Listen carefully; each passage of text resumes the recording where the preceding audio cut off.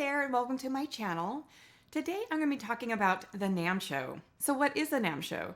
So in order to understand that, you need to understand what NAMM is. And NAMM, which is N-A-M-M, stands for National Association of Music Merchants.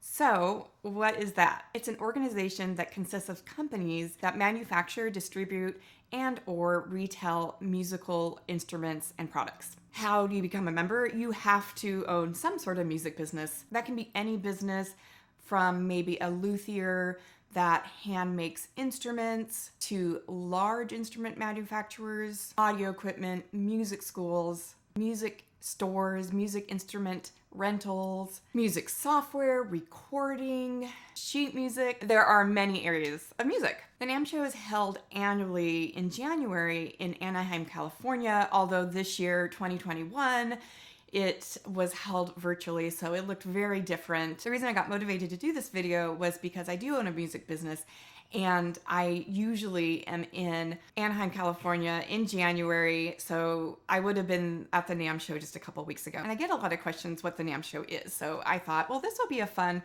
thing to do and explain it because I think it's a really interesting show and a lot of people are interested in it, and I'll talk more about that. It is known as the world's largest music trade show. There is a summer NAMM Show in Nashville, which is smaller, but the one that most people refer to when they say the NAMM Show is the one in Anaheim in January. Both exhibitors and buyers come from all over the world, and of course you can't have a music trade show without performances. So there are concerts, and it's a great chance to check out some of your favorite bands. There's a lot of performances every day of the show. And the show usually runs like a Thursday through a Sunday. So who can go to the NAMM Show? NAMM members, obviously. And then businesses have so many passes depending on your business size, how many employees you have, to be able to give to others. So that is usually given to other employees who might help in the decision process or help in your business somehow that would benefit your business by coming down and visiting the NAMM Show. The thing is that everyone has to have a badge.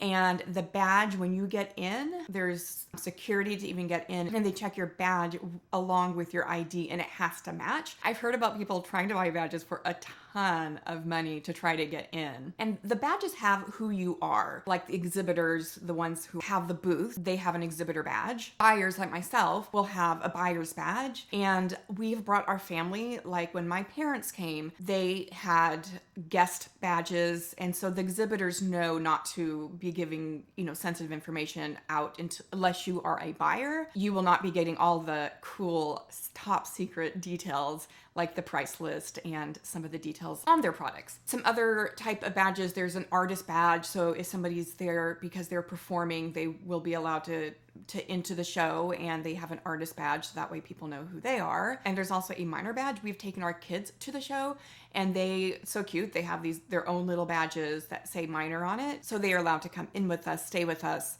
during the show. So the badge really allows you to get in, and then it also allows what you can do while you're in there. So what can you do there? You can see products, and you can see products sometimes that aren't even on the market yet. You can try out products, you can go to concerts. So I'm going to tell you what we do at the NAMM Show and from our perspective. So our business, we own a music school, and we also own a violin shop. For us, what I really value about the NAMM Show is that we get to meet the people behind the products and the businesses that we do work with. We meet our reps. We get to see the products firsthand, maybe if there's something that we're thinking about, or if there's a new product out that we haven't tried yet or we didn't even know about. We get to see all of that in one place. We also get to see vendors that we might be interested in working with. Again, all in one place. It's important for us. We really value working with companies that we feel good about. So meeting the people behind the companies and who work for the company might sway us one way or another if we're going to end up doing business with them. Since we deal with string instruments, it's really important for us to believe in every instrument that goes into our customers' hands. It helps to see, feel, hear, and play the different instruments in person before even deciding to order from a company, which can be hard in such a large space like the Anaheim Convention Center. They do have different ways to get around that and help, and they even have a soundproof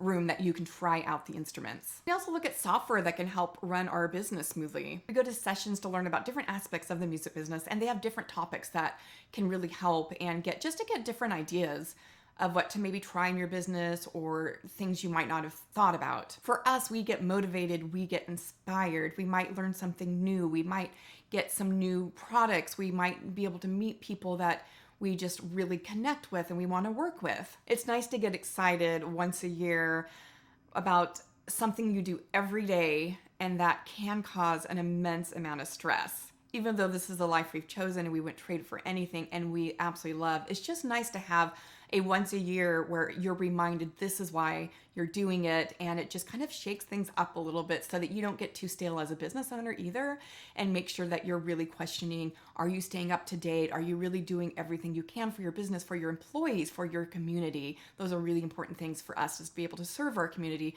to be able to keep our employees employed and actually have a job that they really enjoy coming to. So the NAMM Show really does put that spark back into us and make sure that we're really just keeping our mind open and not getting stale. So what is a NAMM Show like? Honestly, for me, I'm sure it's different for everyone, it is overwhelming.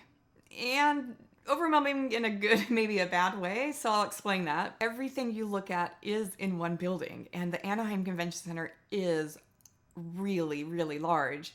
So it's just sensory overload. There are booths with speakers and people are blaring those to test them out, and then there's right next to there's a booth with trombones and tubas, and people are trying those out. And then you have in another corner some violin music. Again, sensory overload.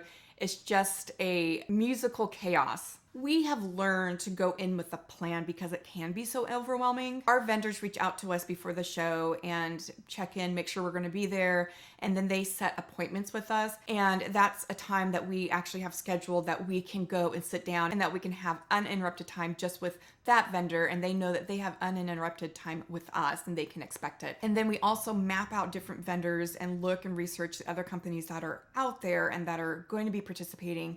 And then we kind of map our schedule and our days around between the appointments we have with our current vendors and then visiting booths that we are interested in. So because it is in Anaheim, well, when in Anaheim, you go to Disneyland. So we always go to Disneyland, whether it's just my husband and I, and we go to Disneyland and we go to the NAMM Show and we just take 1 or 2 days and do Disneyland. We usually extend our trip. We extend it to at least a week. If we take our kids, we usually schedule at least a week and a half, if not 2 weeks.